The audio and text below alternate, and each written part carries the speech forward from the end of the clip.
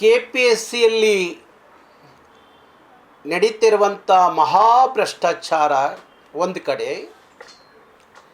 KS ಪರೀಕ್ಷೆ ಬರೆದಂಥ ವಿದ್ಯಾರ್ಥಿಗಳಿಗೆ ಅವರ ಪರೀಕ್ಷೆ ಬರೆಯುವಂಥ ಈ ನೆಲದ ವಿದ್ಯಾರ್ಥಿಗಳಿಗೆ ಇಲ್ಲ ಸಲ್ಲದ ಪ್ರಶ್ನೆಗಳನ್ನು ಕೊಟ್ಟು, ಅರ್ಥವಾಗದ ಪ್ರಶ್ನೆಗಳನ್ನು ಕೊಟ್ಟು, ಅರ್ಥವಾಗದ ಪದಗಳನ್ನು ಬಳಸಿ ಪರೀಕ್ಷೆಯಿಂದ ಈ ನೆಲದ ಮಕ್ಕಳನ್ನು ದೂರ ಇಟ್ಟು ಯಾರನ್ನೋ ಹೊರಗಿನವ್ರು ತಂದು ತುಂಬಿ ಕೋಟ್ಯಾಂತರ ರೂಪಾಯಿ ವಸೂಲಿ ಮಾಡಿಕೊಂಡು ಭ್ರಷ್ಟಾಚಾರದ ಕೂಟವಾಗಿರುವಂಥ KPSC ವಿರುದ್ಧ ವಿದ್ಯಾರ್ಥಿಗಳ ಪರವಾಗಿ ಕರ್ನಾಟಕ ರಕ್ಷಣಾ ವೇದಿಕೆ ಇವತ್ತು ಪತ್ರವನ್ನು, ಮುಖ್ಯಮಂತ್ರಿಗಳಿಗೆ ಪತ್ರವನ್ನು ಬರಿತಾ ಇದ್ದೀವಿ. ಯಾತ್ರಲ್ಲಿ ಪತ್ರ ಬರಿತಾ ಇದ್ದೀವಿ ಅಂದರೆ ನಮ್ಮ ರಕ್ತದಲ್ಲಿ ಪತ್ರ ಬರಿತಾ ಇದ್ದೀವಿ, ನಮ್ಮ ರಕ್ತದಲ್ಲಿ.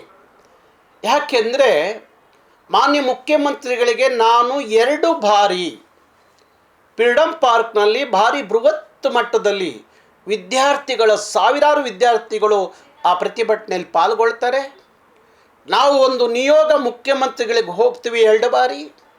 2 ಬಾರಿನೂ ಸಹ KPSC ನಡೆಸುವ KS ಪರೀಕ್ಷೆಯಲ್ಲಿ ಆದಂಥ ಅನ್ಯಾಯ, ಭ್ರಷ್ಟಾಚಾರದ ಬಗ್ಗೆ ಅವರಿಗೆ ಮನವರಿಕೆ ಮಾಡಿಕೊಡ್ತೀವಿ. ಮನವರಿಕೆ ಮಾಡಿಕೊಟ್ಟರೂ ಸಹ 2-3 ದಿವಸದಲ್ಲಿ KPSC ಅವರ ಜೊತೆಯಲ್ಲಿ ಮಾತಾಡಿ ಆ ಮಕ್ಕಳಿಗೆ ನ್ಯಾಯ ಕೊಡ್ತೀನಿ ಅಂತ ಹೇಳಿದಂಥ ಮುಖ್ಯಮಂತ್ರಿಗಳು ಅದು ಯಾಕೋ ಏನೋ ಇವತ್ತವರೆಗೂ ಮಾತಾಡ್ತಾ ಇಲ್ಲ, ಭಾರಿ ಮೌನವನ್ನು ವಹಿಸಿದ್ದಾರೆ. ನನಗೆ ಅರ್ಥವಾಗದ ಮೌನ ಅವ್ರದ್ದು. ಅದಕ್ಕಾಗಿ ಕರ್ನಾಟಕ ರಕ್ಷಣಾ ವೇದಿಕೆ ಮತ್ತು ಆ ಎಲ್ಲ ವಿದ್ಯಾರ್ಥಿಗಳು ಅವರವರ ರಕ್ತದಲ್ಲಿ ಸಾವಿರಾರು ಜನ ಪತ್ರವನ್ನು ಮುಖ್ಯಮಂತ್ರಿಗಳಿಗೆ ಬರೀತಾ ಇದ್ದಾರೆ. ಉದ್ದೇಶ, ಈಗಲಾದರೂ ಮುಖ್ಯಮಂತ್ರಿಗಳ ಮನಸ್ಸು ಕರಗಿ ಆ ವಿದ್ಯಾರ್ಥಿಗಳ ಪರವಾಗಿ ಅವರ ಧ್ವನಿ ಬರುತ್ತೆ ಅನ್ನುವ ಕಾರಣಕ್ಕೋಸ್ಕರ, ನ್ಯಾಯ ಸಿಗುತ್ತೆ ಅನ್ನೋ ಕಾರಣಕ್ಕೋಸ್ಕರ, ನಮ್ಮ ಪರವಾಗಿ ಮುಖ್ಯಮಂತ್ರಿಗಳು ನಿಲ್ಲಬೇಕು ಅನ್ನೋ ಕಾರಣಕ್ಕೋಸ್ಕರ ಅವರ ರಕ್ತದಲ್ಲಿ ಇವತ್ತು ಪತ್ರವನ್ನು ಬರೀತಾ ಇದ್ದಾರೆ. ನಾನೂ ಸಹ ನನ್ನ ರಕ್ತದಲ್ಲಿ ನಾನು ಇವತ್ತು ಈ ಪತ್ರವನ್ನು ಬರೆದಿದ್ದೀನಿ. ಮುಖ್ಯಮಂತ್ರಿಗಳಿಗೆ ಈ ಪತ್ರವನ್ನು ಬರೆದಿದ್ದೀನಿ. ಮುಖ್ಯಮಂತ್ರಿಗಳಿಗೆ ಪತ್ರ ತಲುಪುತ್ತೆ. ಅದು ಮಾಧ್ಯಮಗಳ ಮುಖಾಂತರ ಬೇಕಾದರೂ ತಲುಪಬಹುದು, ಇಲ್ಲ ಅಂಚೆ ಇಲಾಖೆಯ ಮುಖಾಂತರ ಬೇಕಾದರೂ ಈ ಪತ್ರ ತಲುಪುತ್ತೆ ಮುಖ್ಯಮಂತ್ರಿಗಳಿಗೆ. ಮಾನ್ಯ ಮುಖ್ಯಮಂತ್ರಿಗಳೇ, ನಾವೆಲ್ಲ ಪ್ರೀತಿಯಿಂದ ನಿಮ್ಮನ್ನು ಕನ್ನಡದ ರಾಮಯ್ಯ, ಸಿದ್ದರಾಮಯ್ಯ ಅಂತ ಕರಿತೀವೋ, ನಮ್ಮ ಮುಖ್ಯಮಂತ್ರಿಗಳಿಗೆ ಕನ್ನಡದ ಬಗ್ಗೆ ಪ್ರೀತಿ ಇದೆ, ಕನ್ನಡಿಗರ ಬಗ್ಗೆ ಪ್ರೀತಿ ಇದೆ, ಕನ್ನಡದ ನಾಡು ನುಡಿಯ ಬಗ್ಗೆ ಕಾಳಜಿ ಇದೆ ಅಂತ ಹೇಳಿ ಅಭಿಮಾನದಿಂದ ನಿಮ್ಮ ಬಗ್ಗೆ ಮಾತಾಡ್ತೀವೋ, ಆ ಮಾತಿನ ನಂಬಿಕೆ ಈಗ ಸಾಬೀತಾಗಬೇಕಲ್ವ? ಯಾಕೆಂದರೆ ಆ ಪರೀಕ್ಷೆ ಬರೆದಂಥ 70,000ಕ್ಕೂ ಹೆಚ್ಚು ವಿದ್ಯಾರ್ಥಿಗಳು ಅವರು ಯಾರೂ ಬೇರೆ ಭಾಷಿಕರಲ್ಲ, ಅಪ್ಪಟ ಕನ್ನಡದ ಪ್ರತಿಭೆಗಳು.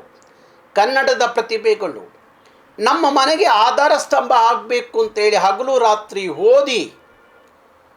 ಓದಲಿಕ್ಕೆ ಲಕ್ಷಾಂತರ ರೂಪಾಯಿ ಖರ್ಚು ಮಾಡಿ ಇವತ್ತು ಅವರ ಬದುಕು ಬೀದಿಗೆ ಬಂದಿದೆ ಅನ್ನುವಾಗ, ಅವರ ಕುಟುಂಬ ಏನು ಕನಸನ್ನು ಕಟ್ಕೊಂಡಿತ್ತೋ, ನನ್ನ ಮಕ್ಕಳು KS ಪರೀಕ್ಷೆ ಬರೆದು ಅವರಿಗೆ ಉನ್ನತವಾದ ಹುದ್ದೆಗೆ ಹೋದರೆ ನನ್ನ ಕುಟುಂಬಕ್ಕೆ ಆಧಾರ ಸ್ತಂಭ ಆಗ್ತಾನೆ ಅಂತ ಹೇಳಿ ಕನಸನ್ನು ಕಂಡಿದ್ರಲ್ಲ ಆ ತಂದೆ ತಾಯಿ, ಆ ಕುಟುಂಬ, ಅದನ್ನು ನುಚ್ಚುನೂರು ಮಾಡಿದ್ರಲ್ಲ ನೀವೆಲ್ಲ ಸೇರಿಕೊಂಡು. ಇಲ್ಲ, KPSC ಎನ್ನುವ ಮಹಾಭ್ರಷ್ಟರ ಕೂಟ ಇಂಥದ್ದೊಂದು ದೊಡ್ಡ ಗೊಂದಲಕ್ಕೆ, ಅದು ಅವರ ಭ್ರಷ್ಟಾಚಾರಕ್ಕೆ, ಅವರ ದುರಹಂಕಾರದ ವರ್ತನೆಗೆ ಆ ಮಕ್ಕಳು ಭವಿಷ್ಯ ಯಾಕೆ ಹಾಳು ಮಾಡ್ತಾ ಇದ್ದೀರಿ? ಅಂಥ KPSCಯನ್ನು ನೀವು ನಿಮ್ಮ ಮುಷ್ಟಿಯಲ್ಲಿ ಇಟ್ಕೊಂಡು ಅವರಿಗೆ ಸರಿಯಾದಂಥ ಎಚ್ಚರಿಕೆ ಕೊಟ್ಟು ಆ 70,000 ಮಕ್ಕಳಿಗೆ ಅನ್ಯಾಯ ಆಗಿದೆಯಲ್ಲ, ಆ ಸರಿಪಡಿಸುವಂಥ ಜವಾಬ್ದಾರಿ ಈ ನೆಲದ ದೊರೆ, ಈ ರಾಜ್ಯದ ದೊರೆ ಮಾನ್ಯ ಮುಖ್ಯಮಂತ್ರಿಗಳ ಕರ್ತವ್ಯ ಅಂತ ಹೇಳಿ ನೀವು ಯಾಕೆ ಭಾವಿಸಬಾರ್ದು? ಅದಕ್ಕಾಗಿ ಇವತ್ತು ರಕ್ತದಲ್ಲಿ ಪತ್ರ ಬರೆದಿದ್ದೀವಿ. ಇದೇ 7ನೇ ತಾರೀಕು ಬಜೆಟ್ ಅಧಿವೇಶನ ಪ್ರಾರಂಭ ಆಗ್ತಾ ಇದೆ. ಆ ಸಂದರ್ಭಕ್ಕೆ ಸಾವಿರಾರು ಜನ ಬೆಂಗಳೂರು ಬರ್ತಾರೆ, ಅವರ ಮಕ್ಕಳು, ಅವರ ಕುಟುಂಬ ಬರ್ತಾರೆ. ವಿಧಾನಸೌಧದ ಮುಂದೆ ಕೈಯಲ್ಲೇ ಒಂದು ವಿಷದ ಬಾಟ್ಲಿ ಇಟ್ಕೊಂಡು ನಿಂತಾಗ ಅವರು ಕೇಳೋ ಪ್ರಶ್ನೆಗೆ ನೀವು ಉತ್ತರ ಕೊಡಲಿಕ್ಕಾಗತ್ತಾ? ನೀವಂತೂ ನಮ್ಮ ಮಕ್ಕಳಿಗೆ ಅನ್ಯಾಯ ಮಾಡಿದ್ರಿ, ಆ ಅನ್ಯಾಯ ಸರಿಪಡಿಸೋಕ್ಕಾಗಲಿಲ್ಲ. ಆ ಕುಟುಂಬದ ಮುಖ್ಯಸ್ಥರು ನಾವಿದ್ದೀವಲ್ಲ, ನಾವು ಈಗ ಏನು ಮಾಡಬೇಕು? ನಮ್ಮ ಪಾಲಿಗೆ ವಿಷದ ಬಾಟಲು ನಮ್ಮ ಕಣ್ಣು ಮುಂದೆ ಇದೆ ಅಂತ ಹೇಳಿ ಅವತ್ತೇನಾದರೂ ಅಂಥ ಅನಾಹುತಗಳು ಆದರೆ KPSC ಮತ್ತು ನಿಮ್ಮ ಸರ್ಕಾರ ಹೊಣೆ ಹೊರಬೇಕಾಗತ್ತೆ. ಅದಕ್ಕೆ ಅವಕಾಶ ಆಗಬಾರ್ದು ಅನ್ನೋದಾದರೆ ಮಾನ್ಯ ಮುಖ್ಯಮಂತ್ರಿಗಳು ತಕ್ಷಣ KPSCಯ ಮಹಾಭ್ರಷ್ಟರನ್ನು ಕರೆದು ಅವ್ರಿಗೆ ಬುದ್ಧಿ ಹೇಳಿ ಆ ವಿದ್ಯಾರ್ಥಿಗಳಿಗೇನು ಅನ್ಯಾಯ ಆಗಿದೆ ಅದನ್ನು ಸರಿಪಡಿಸಬೇಕು ಅಂತ ಹೇಳಿ ಮಾನ್ಯ ಮುಖ್ಯಮಂತ್ರಿಗಳಿಗೆ ನಾನು ವಿನಂತಿ